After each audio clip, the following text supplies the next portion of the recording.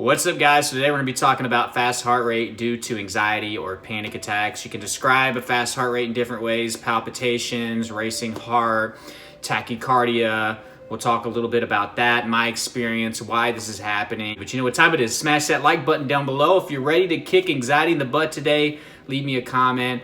Let me know your experience with fast heart rate. If you're dealing with this, you're not alone. Subscribe. Tons of videos like this to help you with your anxiety.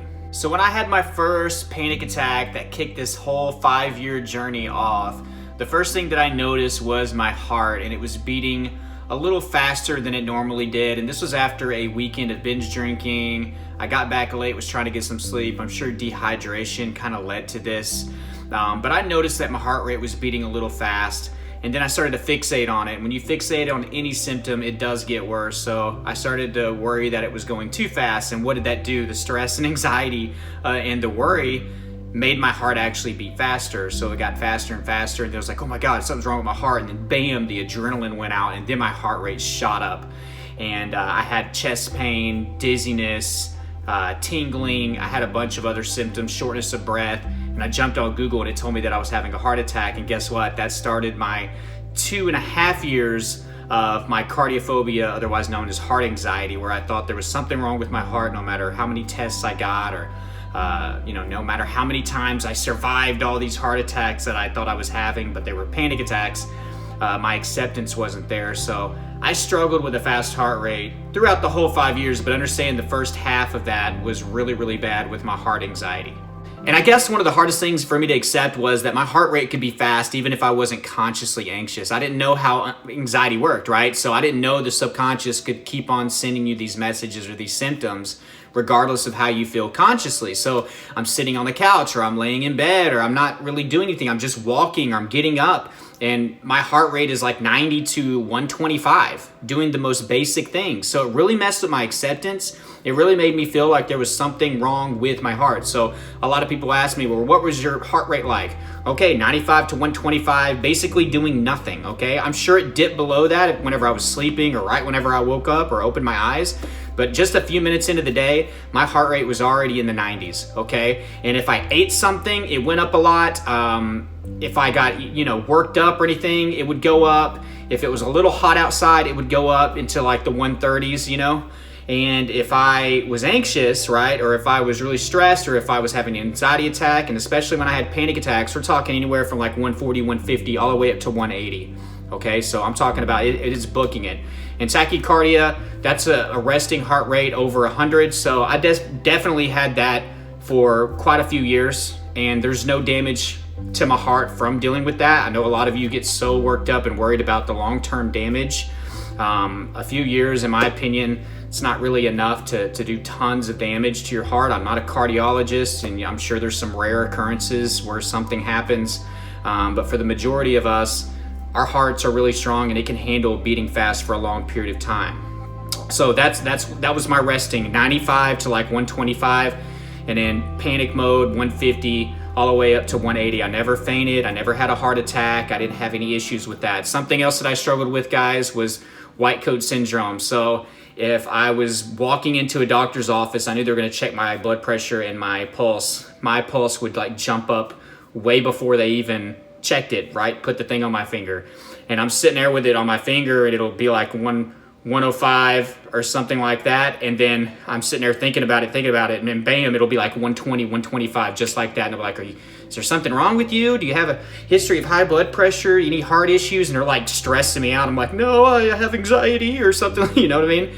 So that was something that I dealt with, white coat syndrome. And I'm telling you guys, the reason this is happening is because your subconscious is in fear.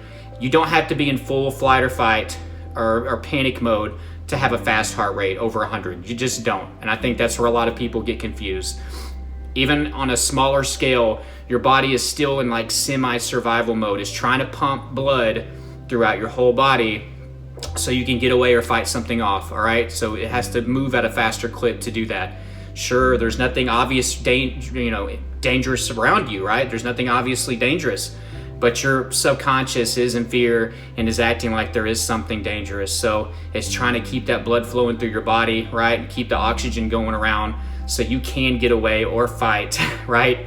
If something bad were to happen. You got to think about it. If there was a lion chasing you, do you think your heart rate's going to be chilling, you know, in the upper 60s, low 70s? No, right? It's going to be racing. So when you're having a panic attack, that's what your body is doing. It's acting as if a lion's chasing it. So you're going to have to get a lot more blood and oxygen throughout your body to either fight the lion off. Let's just be real, you're not going to fight a lion off, or to somehow get away from one. Okay, so that's why that's happening. You do need to go get checked out, get your initial doctor's reassurance. I mean, if you haven't done that, just go ahead and turn this video off and schedule an appointment, because you need to know that this is anxiety. If you need to get a few different tests done, do it, all right? And don't expect your heart rate to just disappear when you get told that your heart's healthy, right?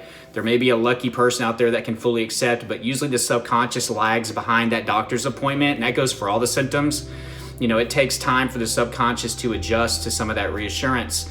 And a mistake that we make is we go to the doctor, we're told that our heart is fine, that our fast heart rate is anxiety, and we come home and it's still beating fast, and you start thinking like the doctor freaking missed something, right?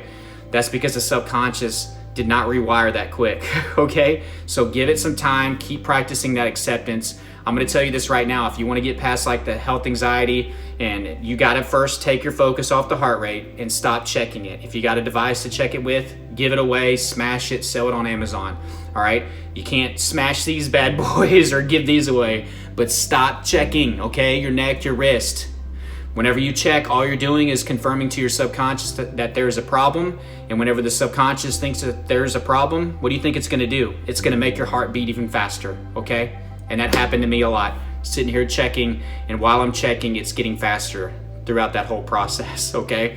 So if you wanna get past this symptom alone, you gotta stop checking, stop giving it a lot of focus.